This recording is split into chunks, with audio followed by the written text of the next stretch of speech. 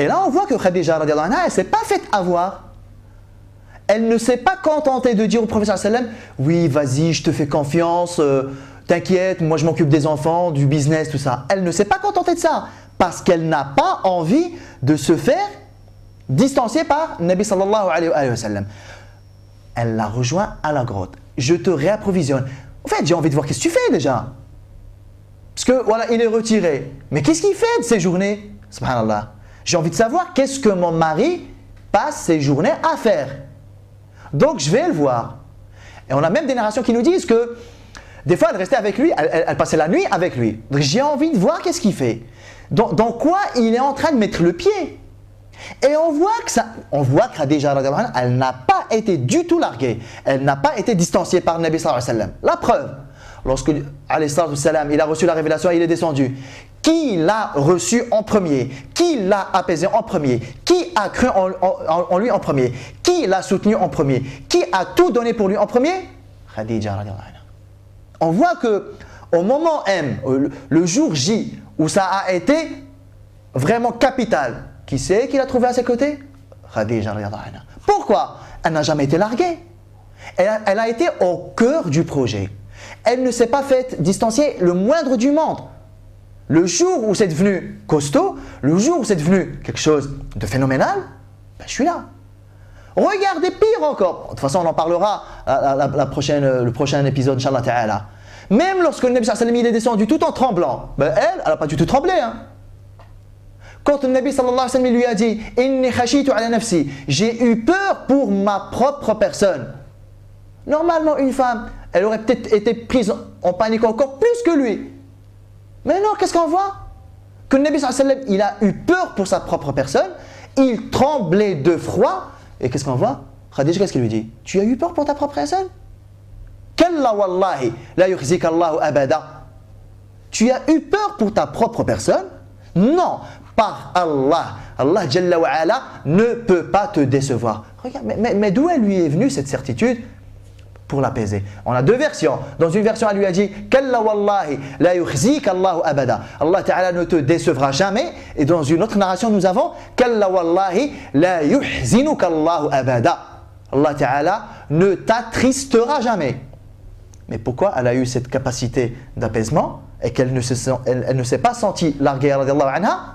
C'est parce qu'elle a été depuis le début partenaire, membre et dans le cœur du projet prophétique, alayha min Allah ar-ridwan. Donc on s'arrête aujourd'hui ici par rapport à ça. On reprend le prochain épisode, Inch'Allah Ta'ala, avec le début de la révélation. Et maintenant, on va faire une espèce de synthèse, parce que là, on arrive à terme de cette phase pré-prophétique que nous avons coupée pour des raisons un peu pédagogiques, de la naissance jusqu'aux 8 ans du prophète sallallahu alayhi wa sallam, de ces 8 ans jusqu'à 25 ans avec quand même un petit carrefour à l'âge de 12 ans, et puis de 25 ans jusqu'à ces derniers préparatifs à la prophétie. La synthèse de cette phase prophétique, qu'est-ce qu'elle nous apprend? Avec quoi on ressort de cette phase pré-prophétique? Quelque chose de fondamentalement nécessaire pour le frère, pour le croyant, pour la croyante. C'est que ce que Allah Ta'ala attend de nous, c'est une double réussite, mais qui sont dépendantes l'une de l'autre. Allah Jalla wa ala, il attend de nous une réussite dans ce bas monde, mais proprement ce bas monde. Et il attend de nous une réussite Yawm al-Qiyamah, le jour de sa rencontre. Et ils sont interdépendants. La réussite de la vie dernière passe par la réussite de son passage dans ce bas monde. Et la réussite dans ce bas monde, elle puise sa force et son énergie par notre désir de réussite dans la vie dernière. Cette phase prophétique, en quelque sorte, qu'est-ce qu'elle nous apprend? Elle nous apprend l'importance de réussir son passage dans ce bas monde. Parce que le Nabi sallallahu alayhi wa sallam ici, il n'est pas prophète, il n'est pas messager. Il n'est pas ici question de rendre des comptes, il n'est pas ici question de Yawm al-Qiyamah, il n'est pas ici question de balance, de Jannah, de Nar, de paradis, d'enfer. Pour l'instant, il n'est pas question du tout de toutes ces choses-là. Pourtant, le Nabi sallallahu alayhi wa sallam, il est en train de nous apprendre à réussir son passage sur ce bas monde.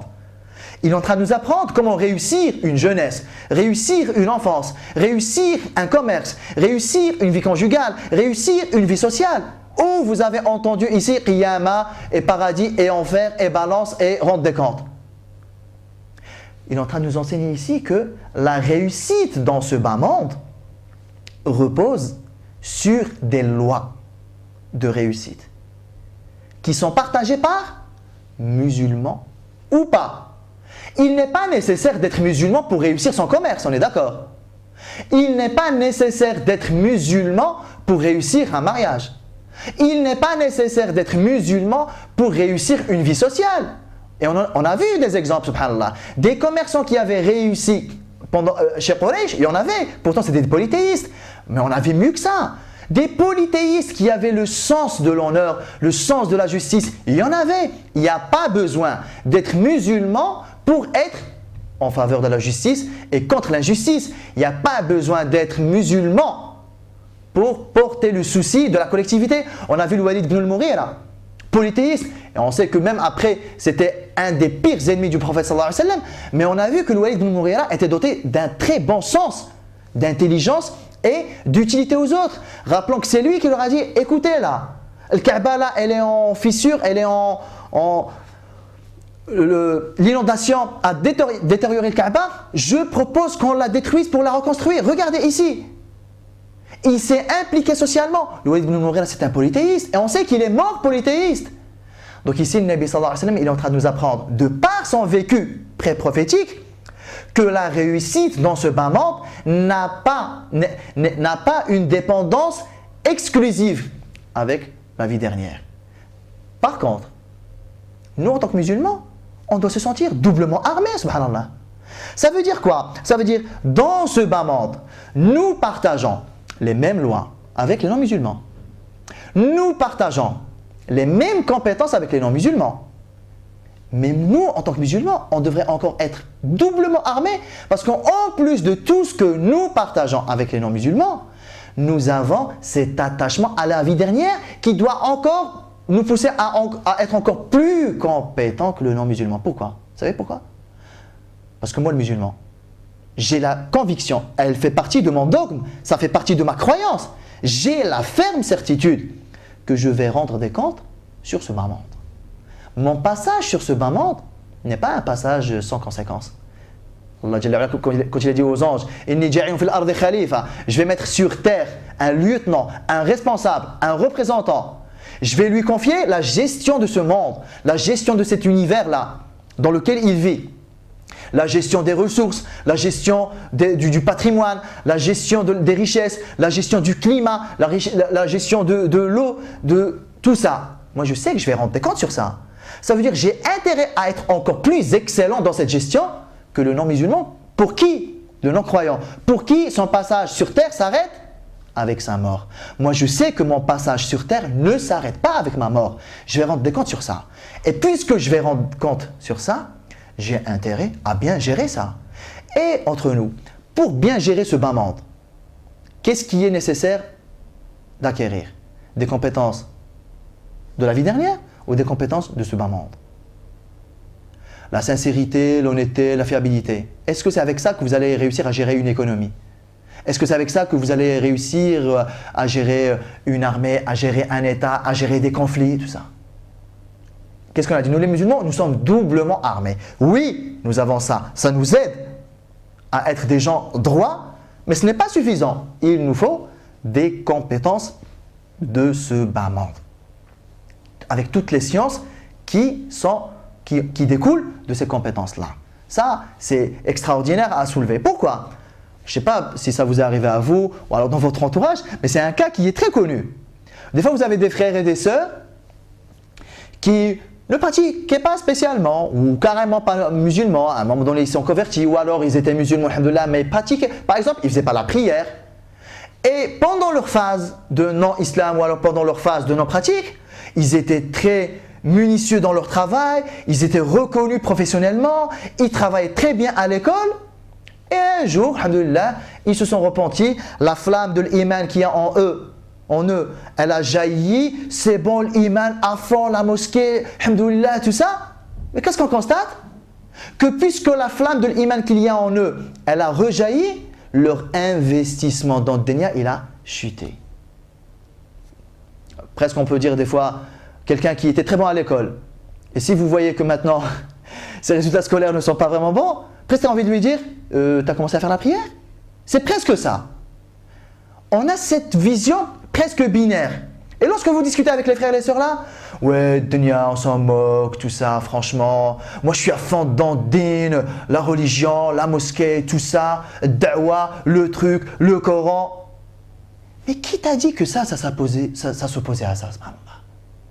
D'où nous est venue cette idée selon laquelle notre investissement dans dunya, il est opposé à notre investissement dans l'akhirah. Il n'y a pas moyen les deux ou quoi? Subhanallah.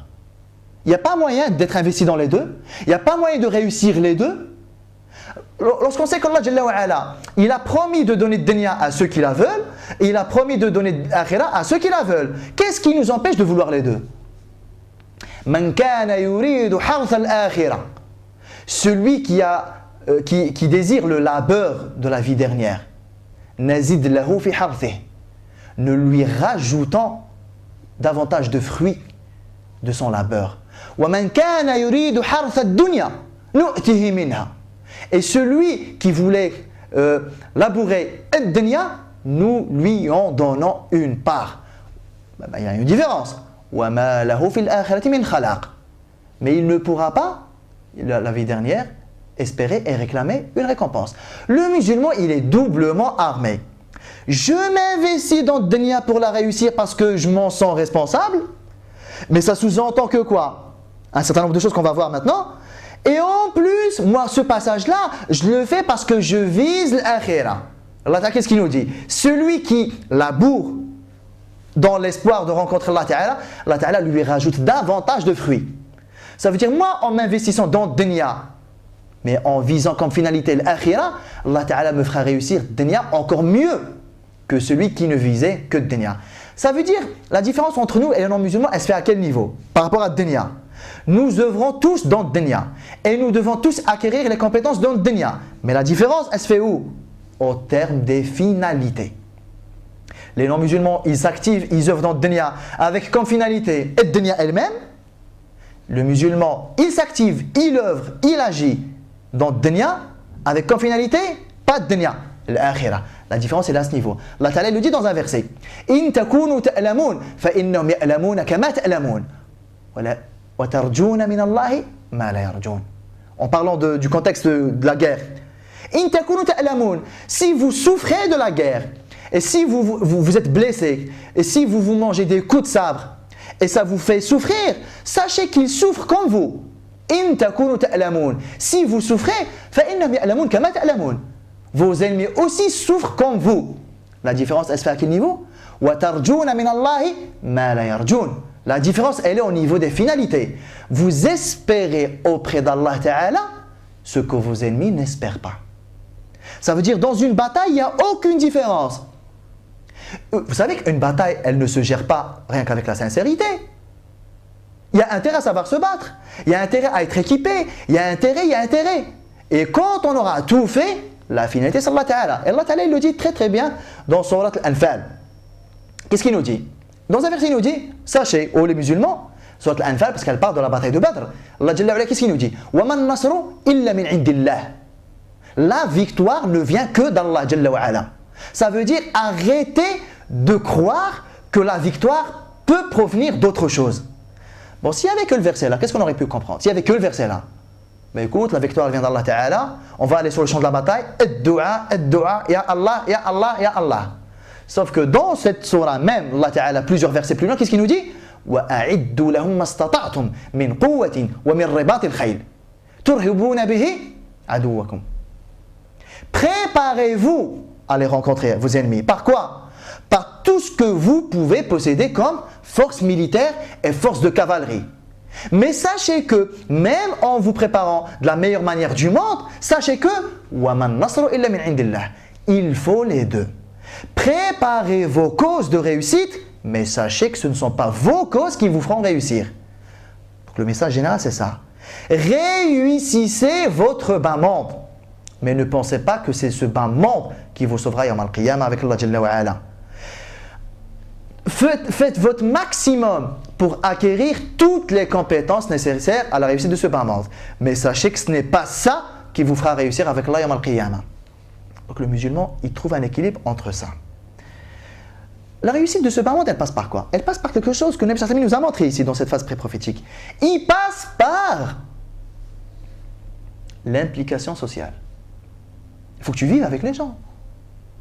Il faut que tu côtoies les gens. Il faut que tu vives avec les gens. Et ne pas se retrouver comme nous, on a tendance à le faire parfois, à être dans un égocentrisme communautaire. Fréquente les gens.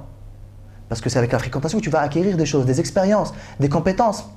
Donc la réussite dans ce bas monde passe d'abord par l'implication sociale. Quelqu'un qui est en marge de la société, il ne pourra pas réussir son passage sur ce bas monde de façon conséquente. La réussite de ce bas monde, elle passe aussi par quoi? L'acquisition des compétences de ce bas monde. Les maths, la physique, la chimie, la psycho, la socio, l'histoire, ce que vous voulez, le commerce, le management, le marketing, tout ça, etc., etc., etc. Parce que le constat que nous faisons aujourd'hui, c'est quoi? Malheureusement, le constat qu'on fait, c'est quoi? C'est que la majorité des disciplines de ce bas monde, malheureusement, nous partons les apprendre et les acquérir chez les non-musulmans. Aucun problème, hein?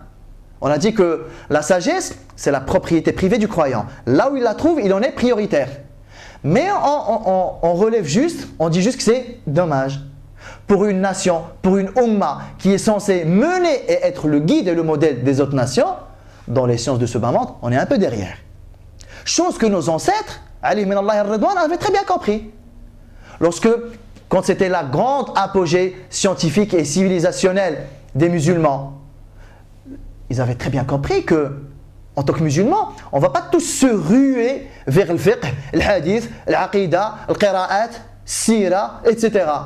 Non, les grands savants musulmans de l'époque, ils se sont rués sur quoi? Sur tout ce par quoi on peut réussir notre passage sur ce bas monde. Les mathématiques, la chimie, la botanique, l'astronomie, etc., la géographie, etc. On déplore aujourd'hui juste cette séparation-là. Vous avez beaucoup de frères, beaucoup de sœurs, dès qu'ils s'investissent dans la religion, ils ont tendance à moins s'investir dans le dunya avec ce prétexte-là de nous, ce qu'on veut, c'est la vie dernière. Mais cette vie dernière, tu la prépares où? Dans ce bas monde. Et ce bas monde, tu as intérêt à le réussir et tu ne vas pas le réussir qu'avec ta pratique cultuelle religieuse.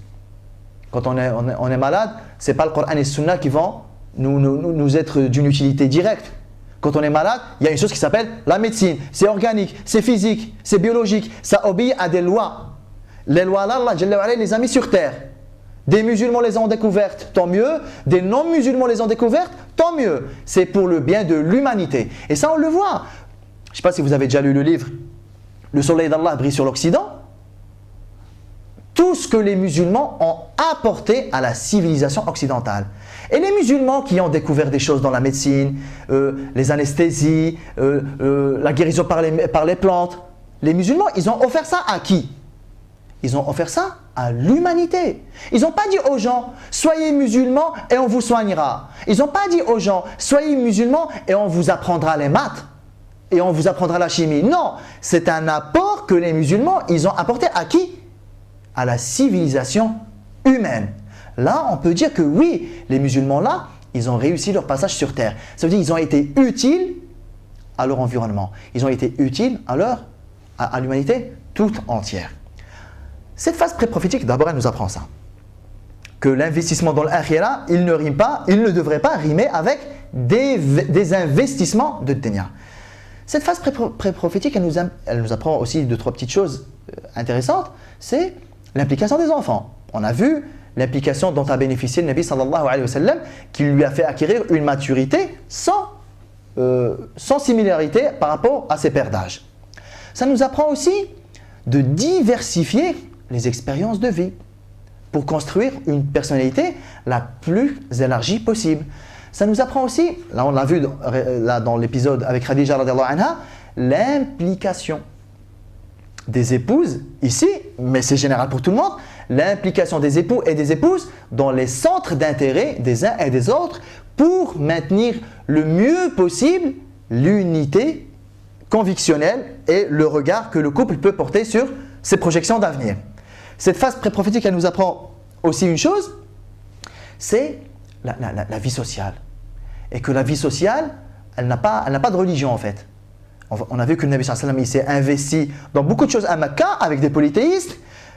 Et pour pas que certaines personnes viennent nous dire « Oui, mais ça, il l'a fait quand il n'était pas prophète. » On a bien vu qu'une fois devenu messager sallallahu alayhi wa sallam, qu'est-ce qu'il nous a dit? « J'ai été invité au pacte des gens vertueux, fil jahiliya. Si on m'y invite aujourd'hui, j'y répondrai volontiers. » C'est-à-dire il a confirmé, il a manifesté le caractère légal, législatif du fait que quoi? Du fait de s'impliquer et de mettre la main dans la main avec des gens, même s'ils ne partagent pas nos convictions, nos croyances, s'il est question ici d'une cause commune noble. Ça aussi, on voit que ce n'est pas encore ça au sein de notre communauté. Donc en somme, on voit que cette phase pré-prophétique, elle met l'accent sur tout ce qui est implication sociale et réussite de ce bas monde, investissement dans ce bas monde. Et bien sûr, alhamdoulilah, ça a très bien fini avec cette retraite spirituelle qui nous montre que c'est comme si le Nabi sallallahu alayhi wa sallam est en train de nous apprendre ici implicitement « Oh vous qui vivez ou qui allez vivre dans des environnements stressants, dans des villes, dans des métropoles où vous n'aurez pas l'occasion systématiquement d'avoir du temps à vous pour vous recueillir, pour vous remettre en cause, pour vous projeter, pour faire votre propre bilan. Prenez l'exemple de quelqu'un en région parisienne, subhanallah. Ils ont 1h30, 2 heures au moins de trajet par jour dans les transports, 8h, 9h de travail, de 6h du matin jusqu'à 19h. Des fois, moi je discute avec des frères, ils quittent le travail à 18h, ils disent écoute, je te répondrai quand je rentre chez moi vers 20h30, 21h. Une personne qui est investie dans un environnement qui est de la sorte. Quand est-ce que cette personne aura le temps pour se remettre en cause, pour faire son bilan, pour. C'est comme si ici le Nabi sallallahu alayhi wa sallam nous dit, vous qui allez vivre dans des environnements pas propices à ça, débrouillez-vous, trouvez-vous des moments, ne serait-ce que 5 minutes, ne serait-ce que 10 minutes, ne serait-ce que quelque part, je bloque un certain intervalle de temps pour m'isoler de cet environnement stressant, de cet environnement de travail, cet environnement d'université, d'école, de transport, les marchés, les courses. Tout ça sont des environnements qui ne sont pas favorables au rappel et la remémoration d'Allah subhanahu wa ta'ala. Par conséquent, ils ne sont pas favorables à ces questions de remise en cause. On sait, le Nabi sallallahu alayhi wa sallam, qu'est-ce qu'il nous dit? Les meilleurs endroits sur terre sont les mosquées et les pires endroits sont les marchés. Pourquoi? Parce que le marché, dans sa nature, il est là pour te faire oublier Allah Jalla wa Ala. Entre la liste de courses, le caddie, pousse combien, regarde les prix, tout ça, les annonces, il y a tout qui est fait pour nous faire oublier Allah Jalla wa Ala. Alors que dire alors de nos frères et nos sœurs qui travaillent dans ces environnements-là, où ils passent, nous rien qu'en y allant 1 heure peut-être pour faire nos courses, c'est un environnement qui est distracteur d'Allah Ta'ala. Donc nos frères et nos sœurs qui carrément travaillent dans ces environnements-là, ils doivent être encore plus soucieux de se trouver des petites 5 minutes là, des petites 10 minutes là, pour faire un break, pour faire une sorte de nettoyage, une sorte de thérapie, on va dire, d'apaisement, pour éviter tout ça. Donc déjà, ça a un intérêt d'apaisement sur le plan stress, mais ça a un intérêt spirituel. Parce que à chaque fois, ça va nous aider à pointer du doigt nos manquements et nos dépassements des limites avec Allah subhanahu wa ta'ala, mais aussi avec les créatures. Donc là, on voit que le Nabi sallallahu alayhi wa sallam, après toute cette phase-là, bien sûr là on peut le dire, parce qu'on sait qu'il est devenu prophète juste après, là il est prêt, tant sur le plan de ce bas monde, il faut comprendre, le Nabi sallallahu alayhi wa sallam ici à 40 ans, il est prêt à être prophète, tant sur le plan compétence de ce bas monde que sur l'aspect spirituel. Surtout les 6 derniers mois où Allah subhanahu wa ta'ala il a préparé le Nabi sallallahu alayhi wa sallam via les visions pieuses et véridiques à passer à quelque chose d'une autre nature. Quelque chose qui s'appelle le wahi. C'est un phénomène nouveau pour le Nabi sallallahu alayhi wa sallam.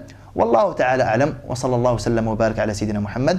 On se retrouve, Inch'Allah Ta'ala, au prochain épisode pour démarrer la deuxième grande phase de cette période mécoise qui est la phase du début de la révélation, la phase prophétique. Wallahu ta'ala a'lam. Wa sallallahu sallam wa barak ala sayyidina Muhammad wa ala alihi wa ashabihi. Walhamdulillahi rabbil alamin. Wa barakallahu ta'ala fikum.